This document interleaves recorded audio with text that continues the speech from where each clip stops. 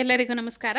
ನಾನಿವತ್ತು ಒಣ ಹೆಸರು ಕಾಳಿನಲ್ಲಿ ಗ್ರೇವಿ ಅಥವಾ ಗೊಜ್ಜನ್ನು ಮಾಡೋದನ್ನು ಈ ವಿಡಿಯೋ ಮೂಲಕ ತಿಳಿಸ್ಕೊಡ್ತಾ ಇದ್ದೀನಿ. ಇದಕ್ಕೆ ನಾನು 3/4 ಕಪ್ನಷ್ಟು ಒಣ ಹೆಸರು ಕಾಳನ್ನು ತೊಗೊಂಡಿದ್ದೀನಿ. ಇದನ್ನು ನೆನೆಸಿಲ್ಲ, ಒಣಗಿರೋ ಕಾಳನ್ನೇ ನಾನು ಯೂಸ್ ಮಾಡ್ತಾ ಇದ್ದೀನಿ. 1 ಕಪ್ನಷ್ಟು, ಒಂದು ಮೀಡಿಯಮ್ ಸೈಜ್ ಕಪ್ನಲ್ಲಿ 1 ಕಪ್ನಷ್ಟು ತೆಂಗಿನ ತುರಿ, ಒಂದು ಸಣ್ಣ ನಿಂಬೆ ಗಾತ್ರದಷ್ಟು ಹುಣಸೆ ಹಣ್ಣನ್ನು ಬಳಸ್ತಾ ಇದ್ದೀನಿ. ಸಾಂಬಾರು ಪುಡಿಯನ್ನು ತೊಗೊಂಡಿದ್ದೀನಿ, ಒಂದು ಸಣ್ಣ ಕಪ್ನಷ್ಟು ಸಾಂಬಾರು ಪುಡಿಯನ್ನು. ಇದೆಲ್ಲವನ್ನು ಒಂದು ಮಿಕ್ಸಿ ಜಾರ್ನಲ್ಲಿ ಹಾಕಿ ಚೆನ್ನಾಗಿ ಫೈನ್ ಪೇಸ್ಟ್ ಅಂದರೆ ನುಣ್ಣಗೆ ರುಬ್ಕೊಂಡು ಇಟ್ಕೊತೀನಿ. ಇದಕ್ಕೆ ಬೇಕಾದರೆ ತರಕಾರಿ ಸಾಂಬಾರು ಪುಡಿ ಅಂತ ಹೇಳ್ತೀವಿ, ತರಕಾರಿ ಸಾಂಬಾರನ್ನ ಮಾಡುವಾಗ ಬಳಸ್ತೀವಲ್ಲ ಖಾರದ ಪುಡಿ, ಅದನ್ನೇ ಬೇಕಾದರೂ ಯೂಸ್ ಮಾಡಿಕೊಂಡ್ರೆ ಅದು ಒಂಥರ ಡಿಫ್ರೆಂಟ್ ಟೇಸ್ಟ್ ಬರುತ್ತೆ. ಅದಕ್ಕೂ ಟೊಮೊಟೊ ಅಥವಾ ಹುಣಸೆ ಹಣ್ಣನ್ನು ಬಳಸ್ಕೋಬೋದು.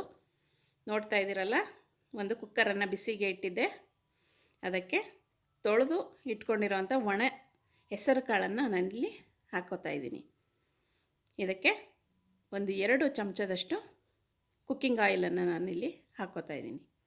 ಇದನ್ನು ನಾನು ಒಗ್ಗರಣೆ ಮಾಡ್ತಾಯಿಲ್ಲ, ಡೈರೆಕ್ಟಾಗಿ ಹಾಗೆಯೇ ಹೆಸರು ಕಾಳನ್ನು ಕುಕ್ಕರ್ಗೆ ಹಾಕಿದೆ. ಅದಕ್ಕೆ ಒಂದು 2 ಸ್ಪೂನಷ್ಟು ಎಣ್ಣೆಯನ್ನು ಹಾಕ್ತಾಯಿದ್ದೀನಿ. ನೀವು ಯಾವ ಕುಕ್ಕಿಂಗ್ ಆಯಿಲನ್ನು ಬಳಸ್ತೀರೋ ಅದನ್ನು ಒಂದು 2 ಚಮಚದಷ್ಟು ಹಾಕಿದ್ರೆ ಸಾಕು.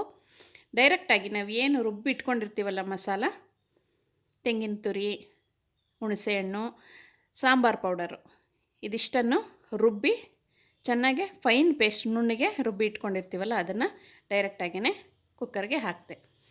ಇದನ್ನು ನಾನು ಲೋ ಫ್ಲೇಮ್ನಲ್ಲಿ ರುಚಿಗೆ ತಕ್ಕಷ್ಟು ಉಪ್ಪು, ಇಷ್ಟೇ, ಇನ್ನೇನನ್ನು ಸೇರ್ಸೋಕೆ ಹೋಗೋದಿಲ್ಲ. ನಿಮಗೆ ಗ್ರೇವಿ ಬೇಕಾಗಿರೋದ್ರಿಂದ ಇದಕ್ಕೆ ಸ್ವಲ್ಪ ನೀರಿನ ಪ್ರಮಾಣವನ್ನು ಕಡಿಮೆನೇ ಹಾಕಿ ಒಂದು ಲೋ ಫ್ಲೇಮ್ನಲ್ಲಿ 4 ವಿಷಲನ್ನು ಕೂಗಿಸಿ ಇಟ್ಕೊಂಡಿದ್ದೀನಿ.